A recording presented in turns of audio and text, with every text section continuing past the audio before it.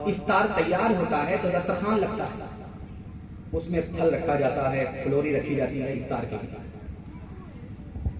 تو آدمی دیکھتا ہے کہ انگور کہاں، مٹھائی دیکھتا ہے۔ ایک بوڑھا آدمی حکا لے کر کے بیٹھا،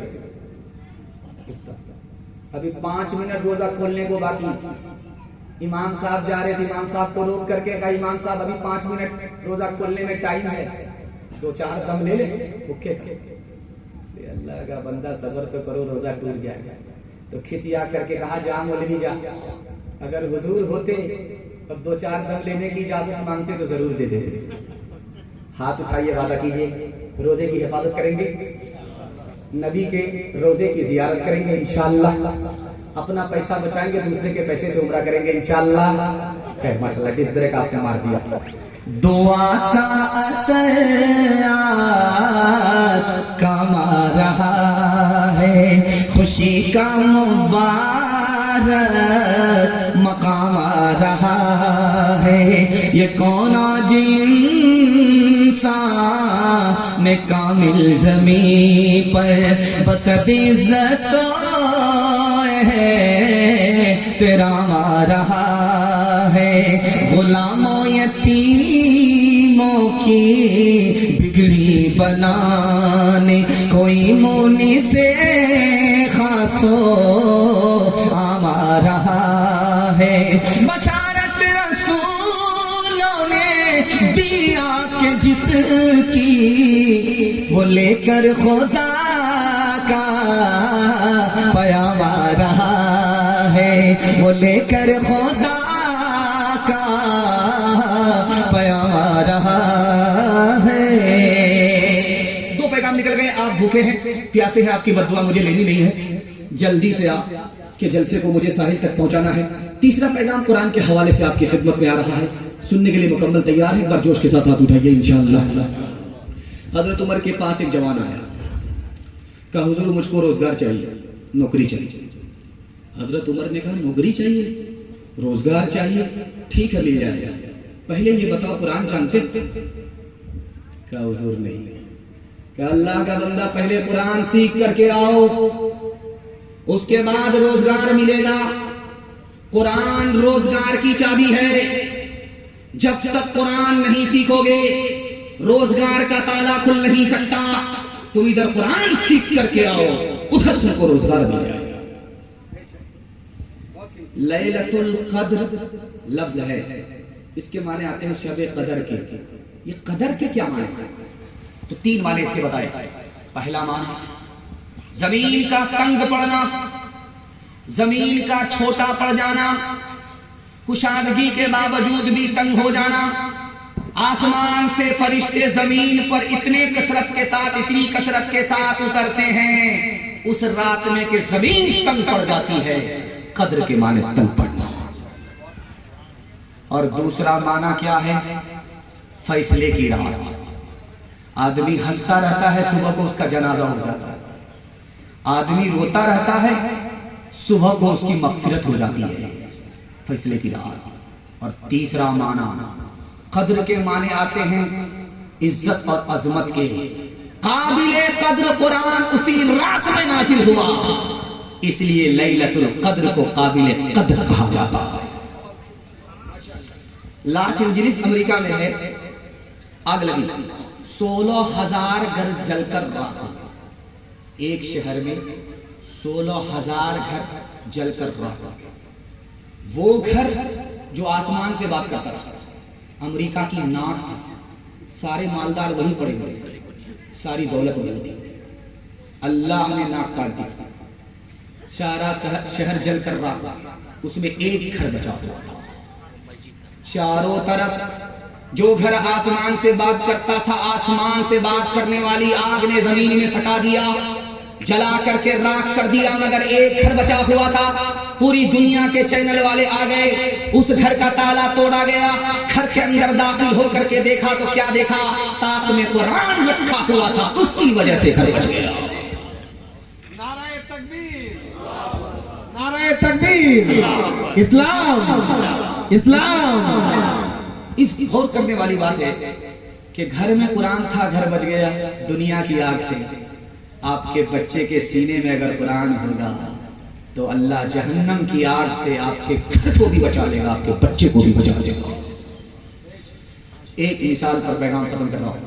رمضان آ رہا، چاند جیسے طلوع ہوتا ہے تراویح شروع ہو جاتی ہے، اور چاند جیسے ہی طلوع ہوتا ہے تراویح ختم ہو جاتی ہے.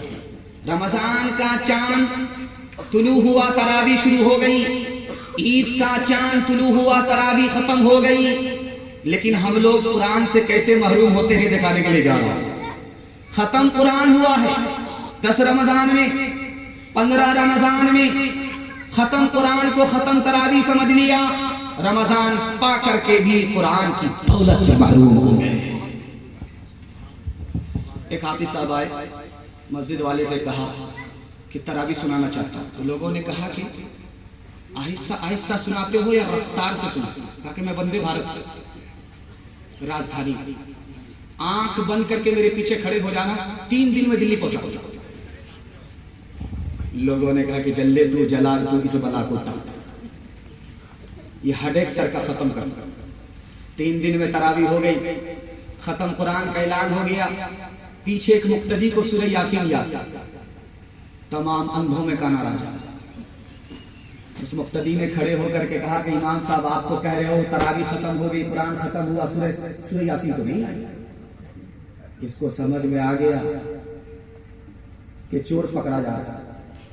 انہوں نے بات کو بدلتے ہوئے کہا کہ آپ بالکل صحیح کہہ رہے ہیں، میں نے جان بوجھ کر کے چھوڑ دیا. سورہ یاسین زندہ پر تھوڑا پڑھی جاتی، مردہ پر پڑھی جاتی. میں جیسے ہی پڑھنے کی غلطی کرتا پیچھے ایک ایک کر کے سب تک جاتا ہوں.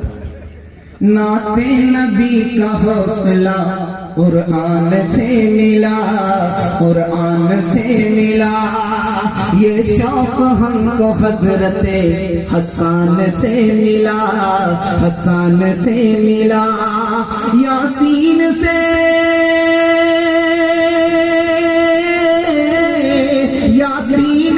تشافی قلب و جگر ملی. اظہار شکر سورہ رحمان سے ملا، رحمان سے ملا. اظہار شکر سورہ رحمان سے ملا.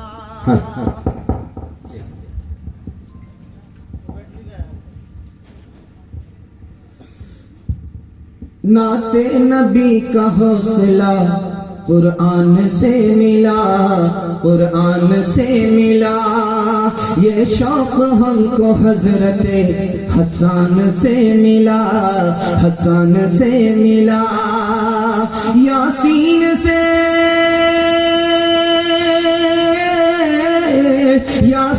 سے تشافی قلب و جگر ملی. اظہار شکر سورہ رحمان سے ملا، رحمان سے ملا.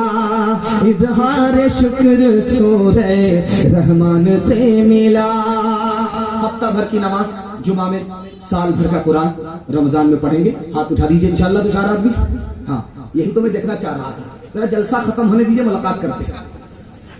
چوتھا پیغام آپ کی خدمت میں رکھتا ہوں، آپ کے چھوٹے چھوٹے بچوں کے علم اور ادب کے حوالے سے آپ کی خدمت میں رکھتا ہوں. دھیان سے اس کو سنیے گا. کچھ یاد رہے یا نہ رہے اس کو یاد کر کے جائیے گا. میں دعا کرتا ہوں اللہ آپ کے رمضان کے روزے کی قدم قدم پر حفاظت فرمائے. آدمی روزہ کیوں نہیں رکھتا یہ راز آپ کو بتا رہا ہوں. آدمی روزہ کیوں نہیں رکھتا یہ راز آپ کو بتا رہا ہوں. ہمت ہار کر کے بیٹھ گیا کہ 15 گھنٹے کا روزہ ہوگا، ہمارے باپ سے نہیں. انصاف سے بتائیے، آپ سحری کھاتے ہیں، پیٹ میں دانا پانی 10 بجے دن تک باقی رہتا ہے. اس کے بعد آپ کام کاج میں لگ جاتے ہیں، آپ کو کھانے پینے کا احساس نہیں رہتا. اس کے بعد لوٹ کر کے آتے ہیں، نہا لیتے ہیں، پورا بدن ٹھنڈا ہو جاتا، کھانے پینے کا کوئی احساس نہیں، ختم ہو گیا. اس کے بعد سو گئے، سو کر کے اٹھے، عصر کا وقت ہو گیا، ظہر کا وقت ہو گیا. اب یہاں سے بھوک لگ رہی ہے، پیاس لگ رہی ہے. انصاف سے بتائیے کتنی دیر کا روزہ ہے؟ اللہ کے بندے ہمت کرو، روزہ رکھنا آسان ہے. اگر روزہ رکھنا مشکل ہوتا تو یہ چھوٹے چھوٹے بچے اسکول کے مکتب کے کیسے روزہ رکھتے؟ دوسری وجہ روزہ کیوں نہیں رکھتے؟ ناقدری کی وجہ سے. ناقدری کی وجہ سے اللہ نعمت چھین لیتا ہے، قدر کی وجہ سے اللہ نوازتا ہے۔ وہ جماعت والے بولتے ہیں حرکت میں برکت، اکڑ میں پکڑ۔ یہ جملہ بہت معنی خیز ہے، مطلب خیز ہے۔ ناقدری کیا ہے؟ کیا ہماری نماز، کیا ہمارا روزہ۔ آپ نماز کو حقیر سمجھیں، اسی نماز کی وجہ سے جہنم حرام ہو جاتا ہے اور جنت حلال ہو جاتا ہے۔ کیا ہماری نماز، کیا ہمارا روزہ، روزے کی ناقدری، اس سے بڑھ کر کے روزے کی گستاخی۔ ہمارے پاس علم ہے، ہم کو روزہ رکھنے کی ضرورت نہیں ہے، جاہل روزہ رکھے۔ ہمارے گھر میں دانا ہے، جس کے گھر میں دانا نہیں وہ روزہ رکھے۔ ہم سے بھوکا مرا نہیں جاتا، یہ جملہ نہیں ہے، بارود ہے، زبان سے ادھر نکلتا ہے، سینے سے ایمان رخصت ہو جاتا ہے۔ اور ایک بہت بڑی غلطی، ہمارا چھوٹا بچہ 6 سال کا، 7 سال کا، 8 سال کا، 12 سال کا روزہ رکھتا ہے، توڑ دیتا ہے۔ نہ بچہ گنہگار، نہ بچے کا ماں باپ گنہگار۔